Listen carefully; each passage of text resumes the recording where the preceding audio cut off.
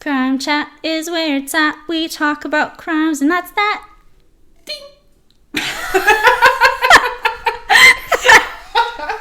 I love it. I love it.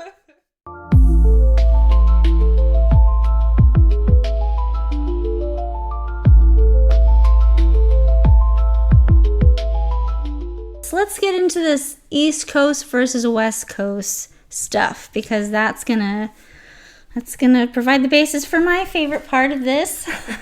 Yes. Okay. So we're still really surrounding the whole Diddy everything, but this is a huge building block of why things happened, how they happened, and the biggest components and the biggest players are where they are and on the sides that they're on. So you have in the 90s really this explosion of music industry, especially in the hip-hop arena, that really starts to give birth to rap as we know it now. Because before, if you go back to like the late 80s and early 90s, rap is very different than it is today. And so this was like the blend between R&B from then and rap as it is now. Really, we got this hip-hop sound. So this is all what this is built on. And of course, we already talked about Diddy's upbringing in the last episode, but he wanted to be a part of that. He needed to in his soul. He wanted that power. He wanted to belong to that world and help it grow and have his name plastered all over it. Now, the thing is, the name in the industry at the time, there was one, and it was Death Row. Death Row Records. Death Row. And they were West Coast. They were settled in California. Mm-hmm. And Diddy is in New York. Yep. So he's East Coast. And he, as we've talked about, he starts this Bad Boys. Bad boy. I'm such a bad boy. Look at me. So we've got East Coast Bad Boys, and we've got West Coast Death Row Records. Oh my god, it's such a cooler name. Like, damn. We've got the kids' table and the grown-ups kind of situation, you know? Like, yeah. Come on. Anyway, so you've got East Coast, West Coast, and because of Diddy's, like, power aggression, I guess I'll call it. I don't really know. That's my made-up term. I like it. He's so hell-bent on being the best. And he knows the one to beat is Death Row Records. Death Row Records. So his little Bad Boy Records, which I'm making light of it. I mean, it was good. He had a good thing. He was making a good thing. Yeah. For people to become something. Yeah.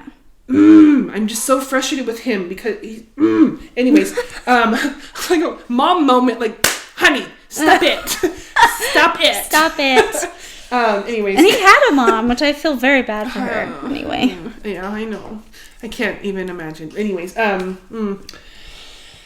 so you have, I'm going to kind of lay the groundwork of who was in each of these groups at the time, and kind of who joined and who left, or, you know, that kind of stuff, and why it became so animus, or like why there was such animosity.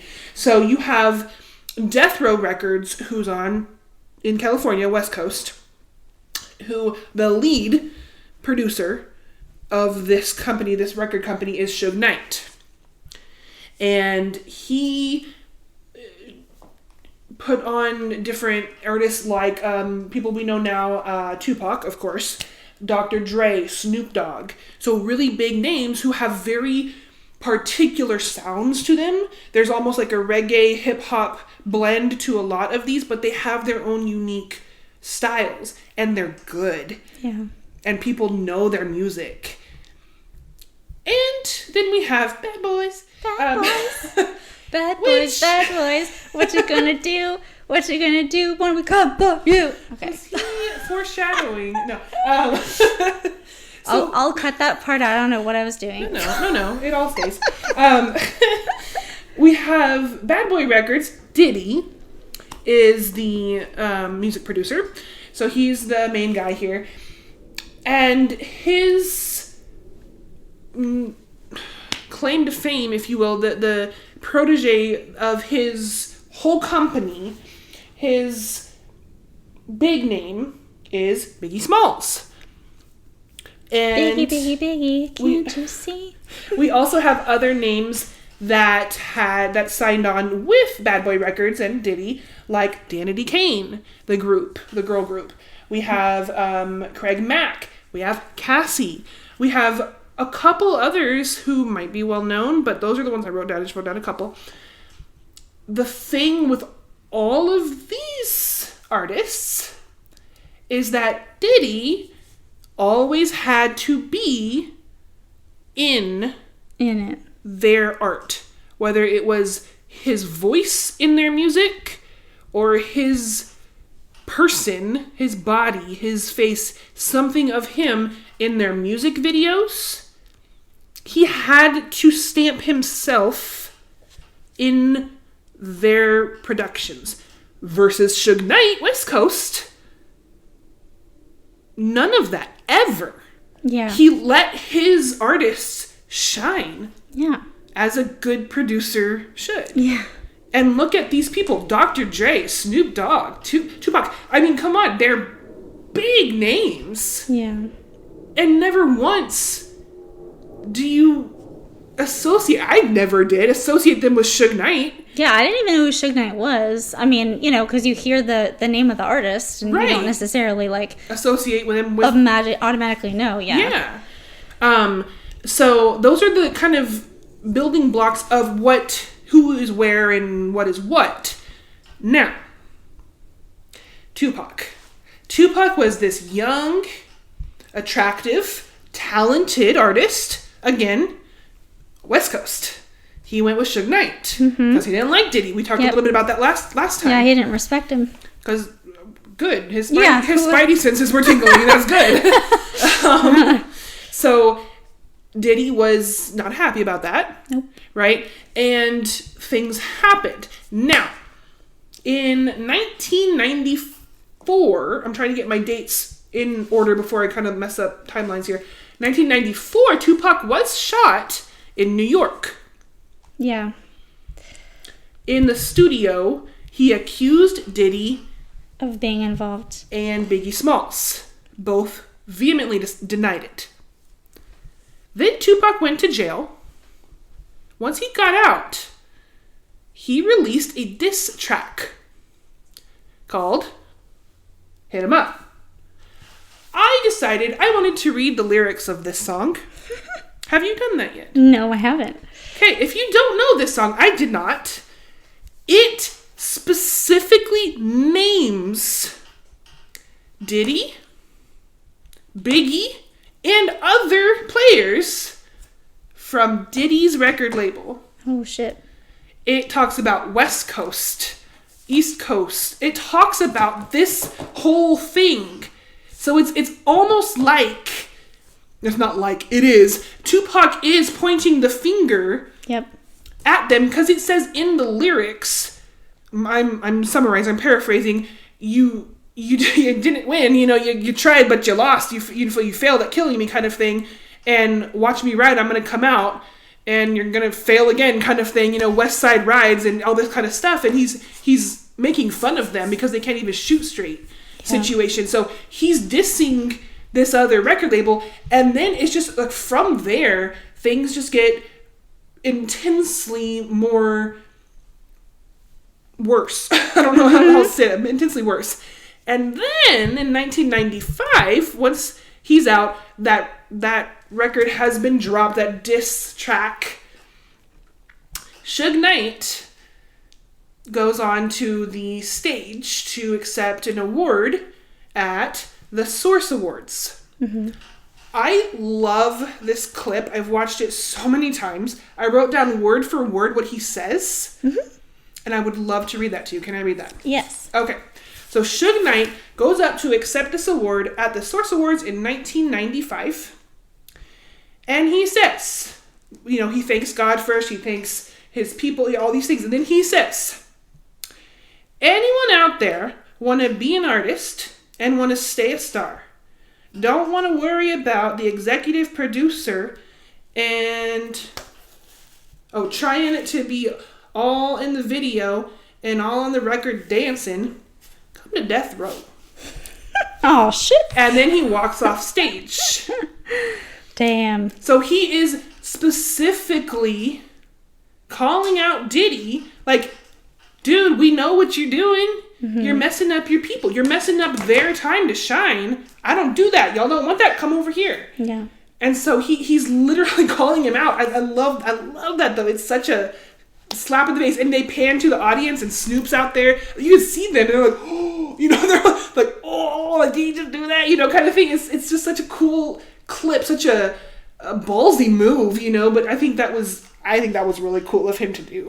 Yeah. So that was 1995.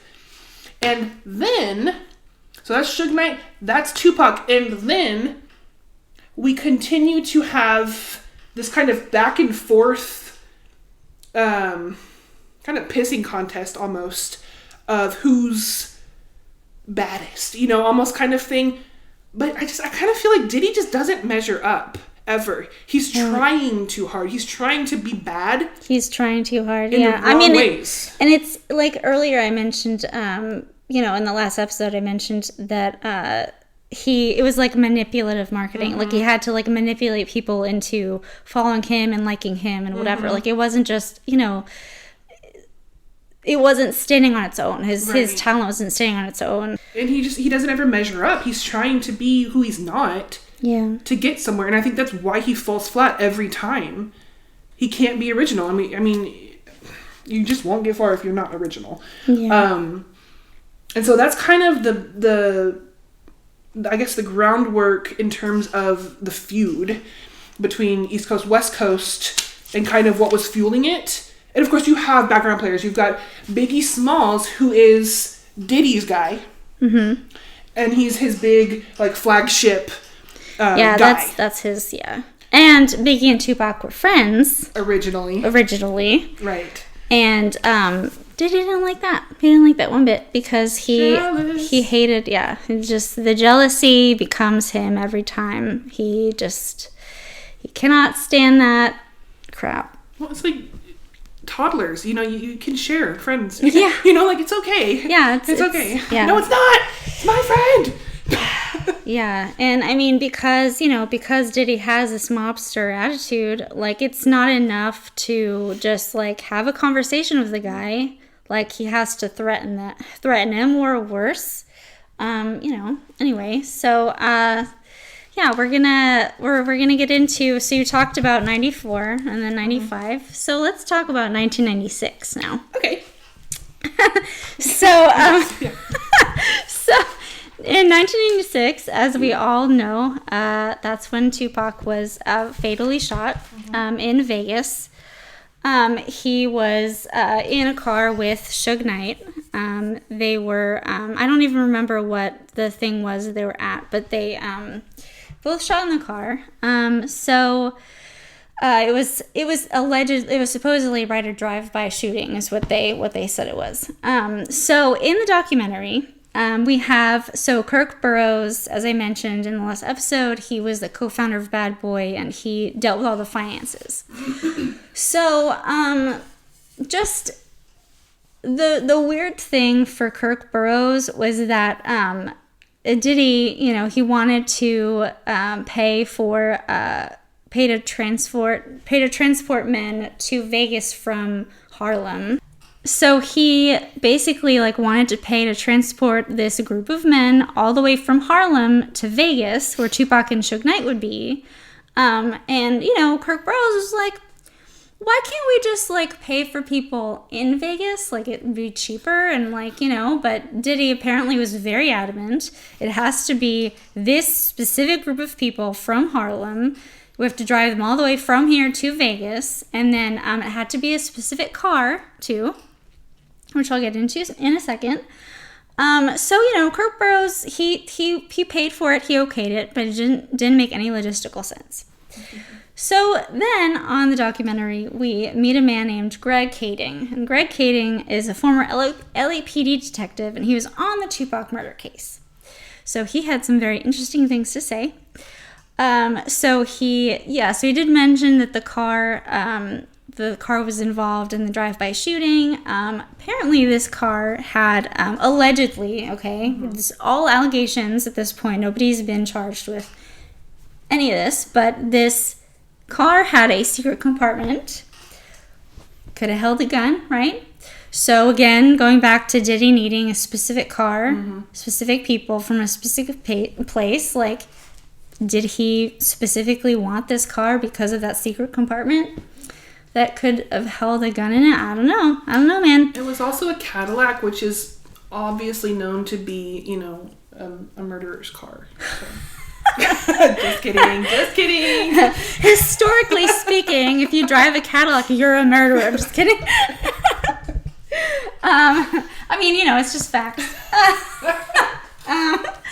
But so then he goes into, so Keefe D did an interview from prison, which you can kind of go into who Keefe D was just as a person if you have that in your notes. I just have him as Dwayne Keefe D. Davis. He was, I don't have a lot about him. He was a brawler. He wasn't, I mean, this is my opinion based off what I read about him. He wasn't very smart, like, book smart, I guess. He was down on his luck. He needed money. I mean, all of the things that are just right pickings for someone like Diddy to come by and be like, hey, I got $1 million. I mean, that's kind of all I have for. He was charged with his murder because of things that happened that you're going to get into, but I didn't really have a lot about him as a person other than he was just kind of a lowlife. Yeah.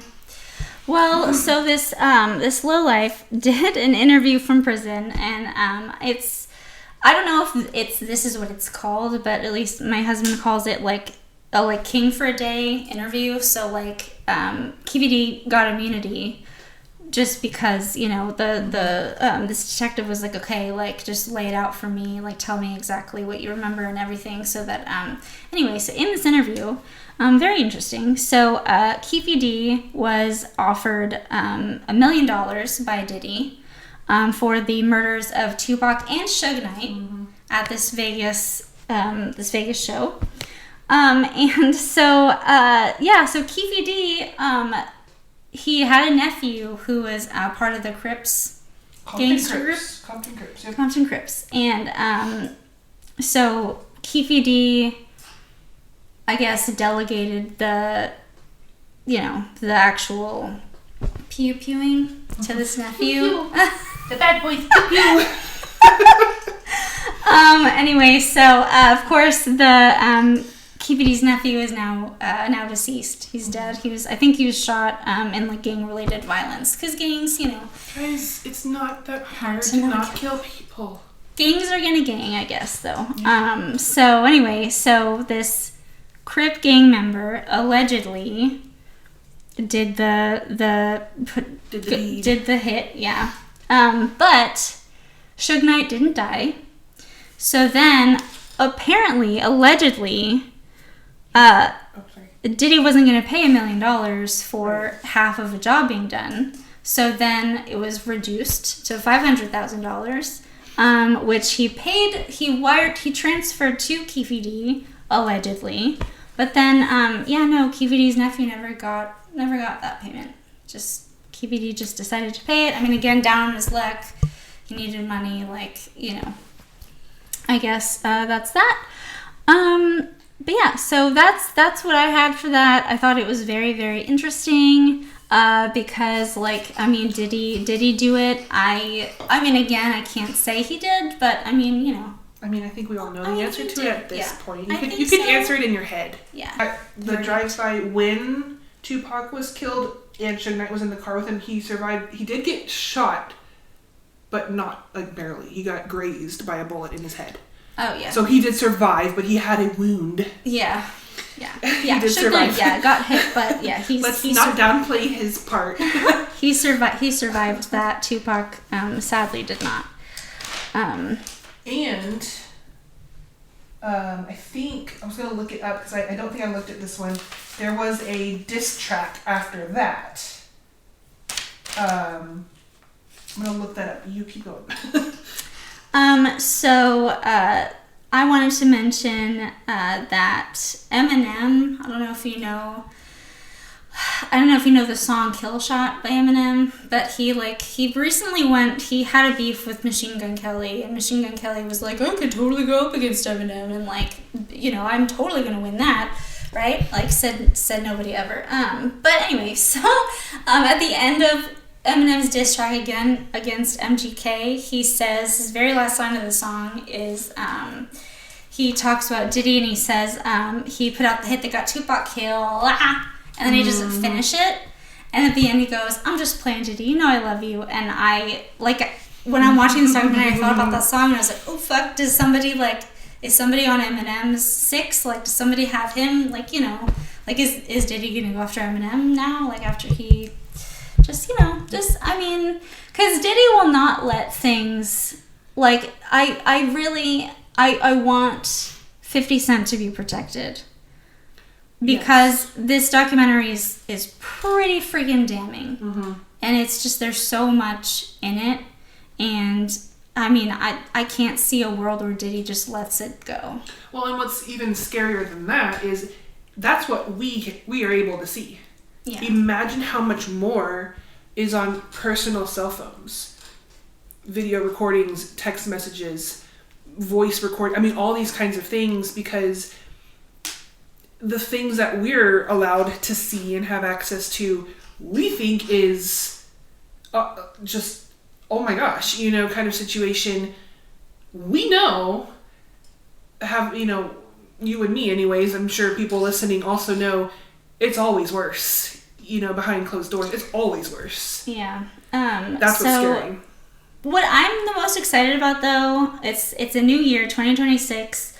Keefe D will be on trial for Tupac's murder in February, man. We're so excited. I'm so, God, can I please go? I want to go. I want to go. Do you want to go? I do. And that's the thing. We know that Diddy's trial was not televised, could not have cameras of any kind, any voice recording, anything like that. I'm really wondering, I haven't done a lot of digging into it, but I'm wondering if Keefe D's will be, or will also have those kinds of constraints on them. I'm not really sure. Yeah, I don't know, because, the reason we wanted these 2 episodes, I guess, is because, the trial, all of the trial stuff, the Diddy's trial, had nothing to do with any of the Tupac allegation stuff, because they couldn't use that because it had nothing to do with the charges were being brought up against him. What I'm wondering now is Keefe D is going to be on trial for Tupac's murder. If his archival interview is probably going to come up. What he said in that interview is going to come up. He's probably going to say, I'm wondering if they're going to try to put new charges on Diddy and try to get him for any of that.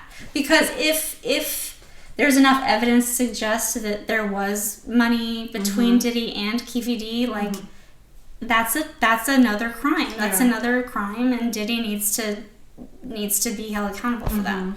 Right. But then at what point, yes, all of that, yes, but at what point is there, I don't know, who do you trust? Do you, it's so hard because there's, all of these people are criminals. Yeah. And that's where I'm the legal system is in place for a reason.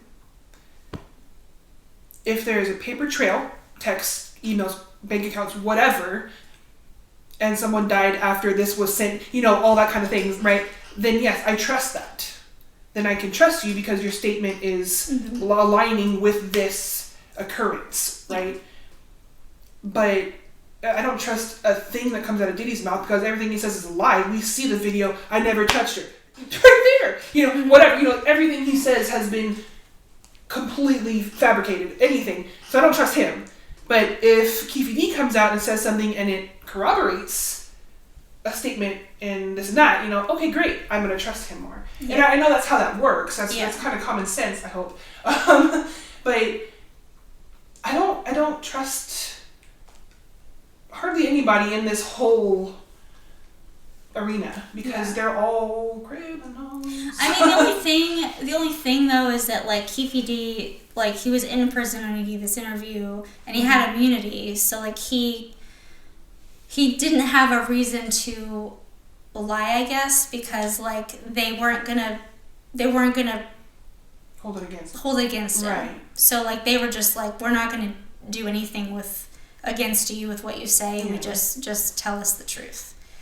And so like I don't know. I mean, plus Diddy's such a piece of shit. Like I trust whatever anybody says badly against him, because like I'm not surprised by anything anymore. But I wanted to get into another huge thing was Biggie's murder. But wait, hold on. Before we do that. Okay. Can I read you? No, I can't. There's way too many cuss words in it. I was going to say the diss tracks. Oh, man. Well, okay, if you're listening and you've never experienced, read, or heard these diss tracks from the 90s, please go look them up. So Tupac's infamous, or famous, depending on how you look at it, diss track, which is a complete direct hit to Diddy and his record label, Bad Boys Records. It's Hit 'Em Up by Tupac. And it's impressively targeted toward them. It calls names, like their names are in this published song. Then Biggie sends out another diss track called What's Beef? And this is where it gets kind of crazy because Diddy is a piece of trash. Mm-hmm. We know this now. Yes. What's Beef from Biggie Smalls came out on his album, which was pre-titled before his death. It was titled Life After Death. Yep. Then Biggie Smalls dies. Within weeks, guess what gets released? Biggie Smalls' album Life After Death. Who profits from that? Biggie doesn't. Yeah, Diddy does, though. And that diss track is on there, keeping that feud alive. Yeah. So I just think that's really interesting. So please go look at those diss tracks because they're so fascinating about how, as a society or artist community, we are in music. I don't know how that came out really weird, but we have changed so much in music. Mm-hmm. I don't think any artists these days, at least from America, put other artists in their names or in their work. We don't have diss tracks anymore. That was a 90s specific thing. Killshot was a diss track against MGK from Eminem. Okay, so Eminem is holding it steady. Yeah, Eminem's still dissing people. Oh no, because the other one was 50 Cent. He released one in 2006.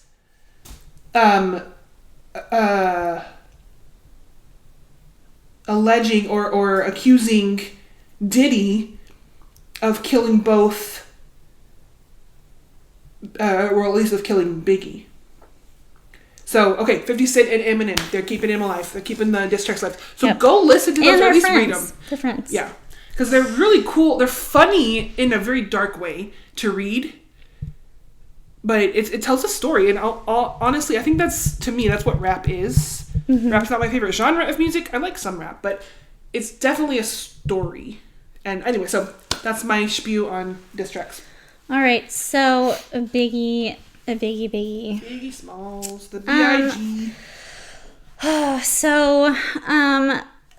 Yeah.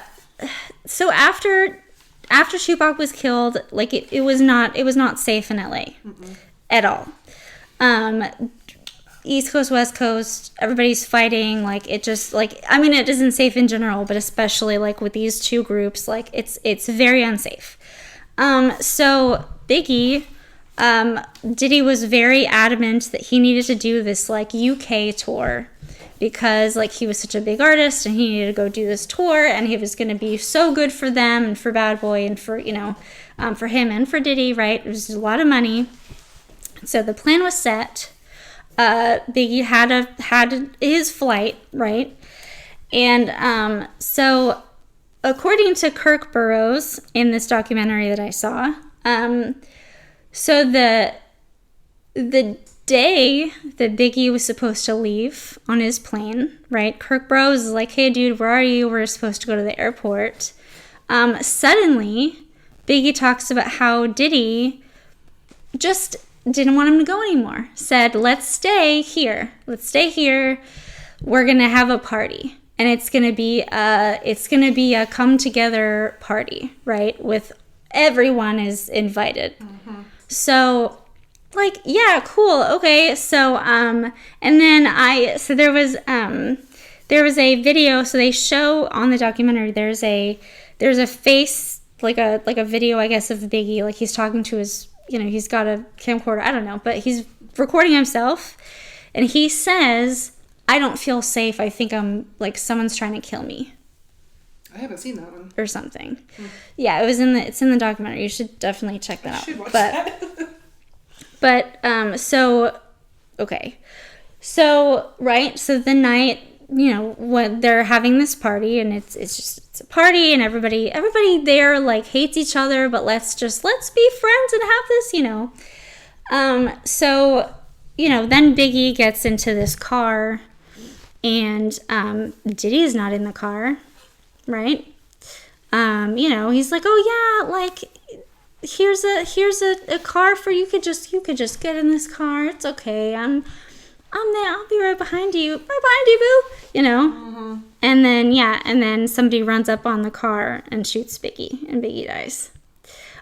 So Gene Deal, who was as I mentioned in the last episode, who was Diddy's former bodyguard, mentions there were some critical mistakes made by Biggie's entourage that night, and his entourage would have been directed by label leadership, and who's label leadership, right? So on the night he's murdered, just like, mistakes were made, tragic mistakes were made, but I mean, were they mistakes, or were they told to stand down, or, did they just, they just let Biggie kind of have to like fend for himself because Diddy wanted him dead because Diddy was too jealous. I don't know. Again, all allegations, but we know. We know all of this. Nothing surprises me about that man anymore. I didn't even get $1 million for it. Did you? Diddy, come on. So what I uncovered, or my research in the whole scandal, I guess, on the Biggie thing, was they were at some event, right? And there were 2 or 3 green Suburbans or something, SUVs, and Biggie was in the front one with the person, right? And then in the second one was the security detail. Yeah. And so, personally, I kind of feel like security should have been in the car with him. Yeah, I guess that's a critical mistake that was made. Okay, I mean, why? Yeah, like what are you doing? You're supposed to protect this person. So it's like somebody had to tell them to get in a different car. Where to sit, where to go, Yeah. Like, you're in the first one, go. Or, whatever. Well, and then there was, it was, someone, who was it, allegedly, that they were at a stop sign or a stoplight. Yeah. And then someone came up next to them at the stoplight, rolled the window down, so Biggie did too, because they recognized him. So goes the story. And then pow, pow, pow, pow. There were several shots fired. There were 4 shots fired because the first 3 were non-fatal, according to the ME. And like one of them went through his leg, one of them went through his scrotum, sorry. One of them went through his shoulder, his arm somewhere, and then the other one went through, I believe, his back, where it went through like side back organs, and that killed him. You want to know what's really fucked up? Please. So Biggie, after his death, Diddy is like, I'm going to have this big, massive funeral for my artist, right? And I guess Biggie still had, like, you know, because he had albums and stuff, there was still, like, money to get or whatever. So, who paid for the funeral? Biggie's fucking estate did. How messed up is that? And how I'm guilty of this. Like, how much more obvious can you be? Right? Like, you were not sad that Biggie died because you made him pay for his own funeral. And you named his track before he got shot, Life After Death? Are you kidding me? Anyway, I mean, again, these are all allegations, but I think it's pretty clear where we stand. Well, that, and he's a businessman. That's the only thing he's good at. Yeah. And I will say that. I mean, you're good at that, Diddy. You're a good businessman. And a good businessman has a plan. So I 100% believe he planned the name of that album, to be more profound. Yep. And it was. Yeah. Because, yeah, why else would you name it that? And so there's just to finish up here, there's so the documentary, like, it every so often it'll, like, go back to, like, current time. So you'll see videos of Diddy, like, in the car, you know, whatever. And there's one where he's on the phone and there's text reads like he's, like, on the phone with his girlfriend. And I'm like, he has a girlfriend. This was 6 days before he was arrested. Okay. So I'm like, what? Who? Why? No. Like, who? What?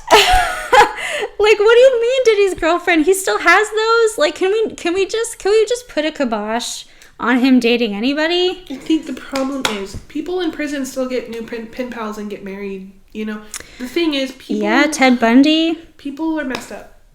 Yeah. And people want money and fame and glory, and they don't care what it costs. Yeah. I just don't. I mean, you hear about all this, everything he did against women.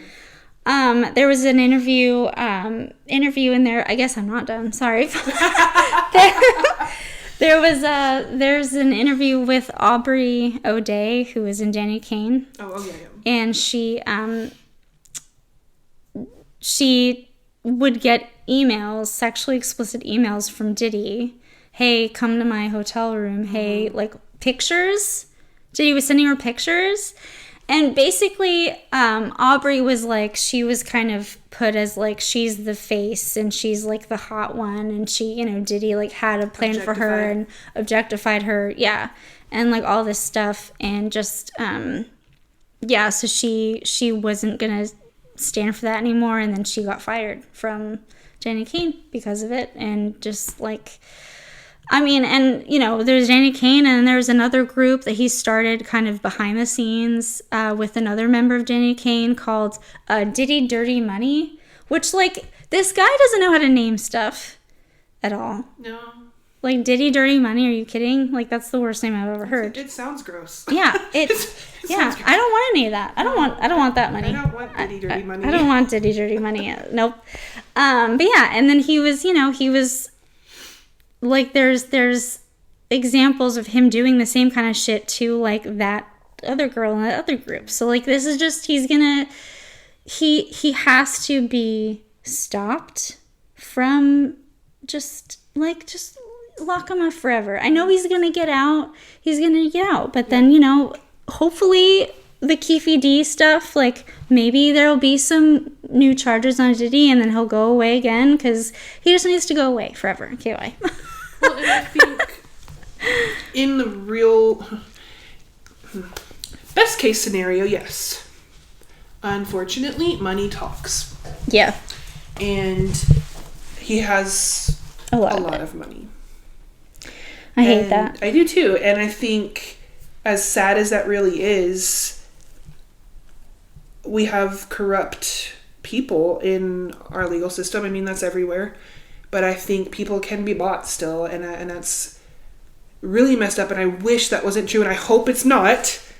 And I hope he does actually have to pay for his crimes. But as we already saw with the big court case that he went through already and was already, we already got the end result of that.